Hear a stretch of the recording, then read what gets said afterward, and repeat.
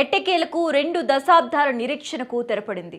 తెలుగు చిత్ర పరిశ్రమను ఉలిక్కి పడేలా చేసిన వర్ధమాన నటి ప్రత్యూష మృతి కేసులో సుప్రీంకోర్టు సంచలన తీర్పు ఇచ్చింది.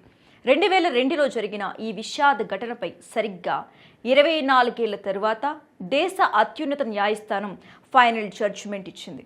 ఆమె ప్రియుడు సిద్ధార్థ్ రెడ్డిని దోషిగా నిర్ధారిస్తూ హైకోర్టు విధించిన శిక్షను సమర్థించింది. వెంటనే లొంగిపోవాలంటూ హుకుం జారీ చేసింది.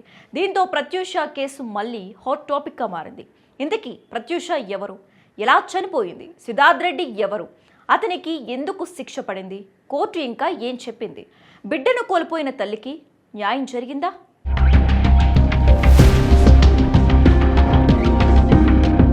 తెలుగు చలనచిత్ర పరిశ్రమలో అప్పుడప్పుడే ఎదుగుతున్న ఒక అందమైన తార.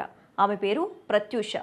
స్నేహం అంటే ఇదేరా, కలుసుకోవాలని వంటి సినిమాలతో తెలుగు ప్రేక్షకులకు దగ్గరైంది. అప్పట్లో 90s కిడ్స్కి ఈమె ఫేవరెట్ యాక్ట్రెస్. తన అందం, అభినయంతో అగ్ర హీరోయిన్లుగా వెలుగొందిన శ్రీదేవి సౌందర్యల స్థాయికి చేరుకోవాలని కలలు కన్నది. కేవలం 3 సంవత్సరాల కాలంలోనే ఏకంగా 22 సినిమాల్లో నటించింది. ఈమె గ్రాఫ్ పెరుగుతోంది, స్టార్ హీరోయిన్ల జాబితాలోకి చేరుతుంది అని అనుకున్న క్రమంలో ఊహించని విషాదం ఆమె జీవితాన్ని అర్ధాంతరంగా ముగించేసింది.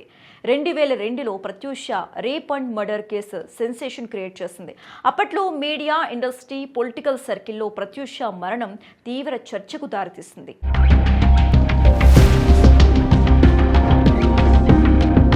తెలంగాణలోని భువనగిరిలో ఒక మిడిల్ క్లాస్ ఫ్యామిలీలో పుట్టిన అమ్మాయి ప్రత్యూష.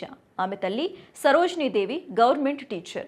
ప్రత్యూష భువనగిరిలోని సంతోష్ విద్యానికేతన్లో, మిర్యాలగూడలోని ప్రకాష్ పబ్లిక్ స్కూల్లో, హైదరాబాద్లోని తార్నాకలోని సెయింటెన్స్ హై స్కూల్లో చదువుకుంది.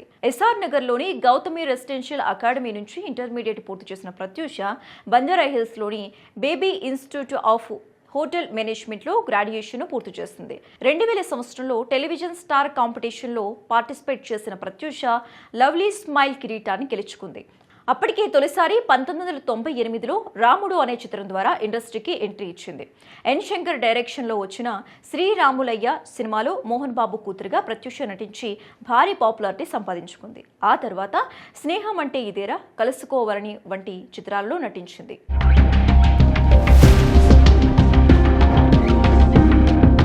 ఇంటర్ చదువుతున్నప్పుడే ప్రత్యూష సిద్ధార్థ రెడ్డి ప్రేమించుకున్నారు. ఇంటర్ పూర్తయ్యాక ప్రత్యూష సినిమాలోకి రాగా సిద్ధార్థ రెడ్డి ఇంజనీరింగ్లో చేరాడు.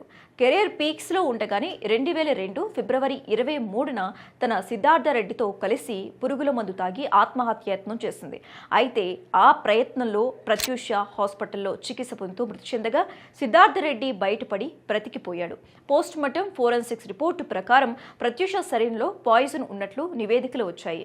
ఆమెపై బలవంతం చేసినట్టు గాని, గాయాలు ఆధారాలు కానీ స్పష్టంగా లేవని తెలిపారు. ప్రత్యూష విషం తీసుకోవటం వల్ల జరిగిన మరణంగా నమోదు చేశారు.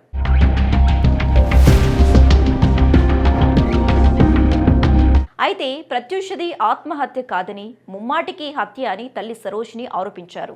సిద్ధార్థ రెడ్డిని తన కూతురిని చంపేశాడని ఆరోపిస్తూ పోలీస్ స్టేషన్లో కంప్లైంట్ ఇచ్చారు. కావాలనే కొంతమంది తన కూతురుపై అఘాయిత్యానికి పాల్పడి నరక యాతన చూపించారని, ఘోరంగా హింసించి విషం ఇచ్చి చంపారని తీవ్రమైన ఆరోపణలు చేశారు.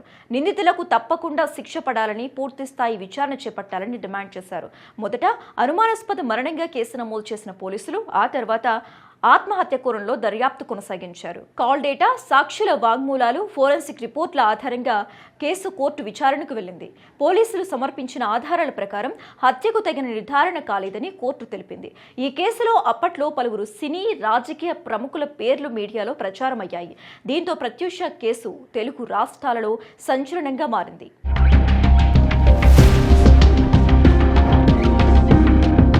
2004లో ప్రత్యూష మృతిని పోలీసులు హత్య కేసుగా నమోదు చేశారు.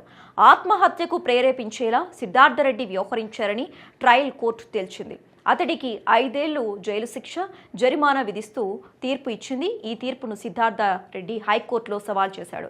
ఆ పిటిషన్పై సుదీర్ఘ విచారణ చేపట్టిన హైకోర్టు 2011లో 5 ఏళ్లు జైలు శిక్షను 2 ఏళ్లకు కుదించి 50,000 జరిమానా విధిస్తూ తీర్పు ఇచ్చింది.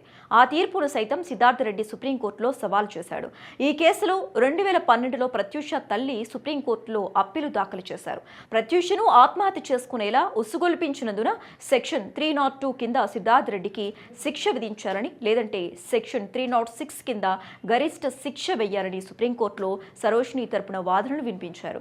ఇద్దరూ కలిసి పురుగుల మందు తీసుకున్నారు కాబట్టి ఆత్మహత్యకు ఉసుగొల్పాడు అన్న అంశం ఉత్పన్నం కాదని నిందితుడి తరపున వాదనలు వినిపించారు.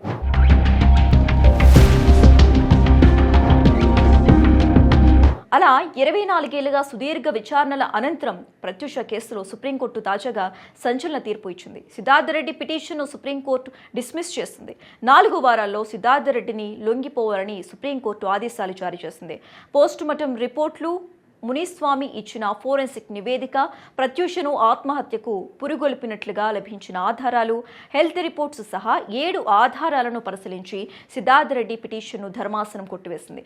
హైకోర్టు ఇచ్చిన తీర్పును సుప్రీంకోర్టు సమర్థించింది. అంతేకాదు ప్రత్యూష కేసులో పోస్టుమార్టం జరిగిన తీరుపై తీవ్ర అసంతృప్తి వ్యక్తం చేసింది. పోస్టుమార్టం నిర్వహించిన పద్ధతి సరిగ్గా లేదని ధర్మాసనం మండిపడింది.